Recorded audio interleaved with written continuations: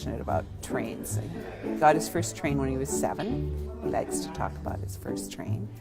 And he's been collecting them ever since. I mean, he loves cars too, and they're sort of just, toy trains are just a little more something he could collect more of. He did really want to set them up and run them, but it was always, a step out of his reach. So he did it.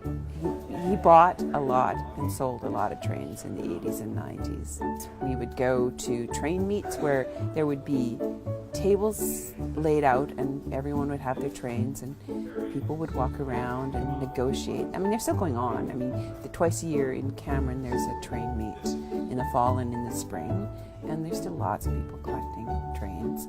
Certainly when I met him, he had maybe a third of these trains, and then over the next almost 40 years he collected and collected and collected. He probably would still be collecting now if he could. So he has 5 children he's left it to.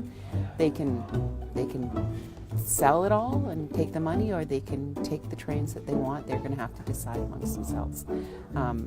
Alan would really have liked that they would go to maybe a few people, a couple of the boys, but not all the children are interested in the trains.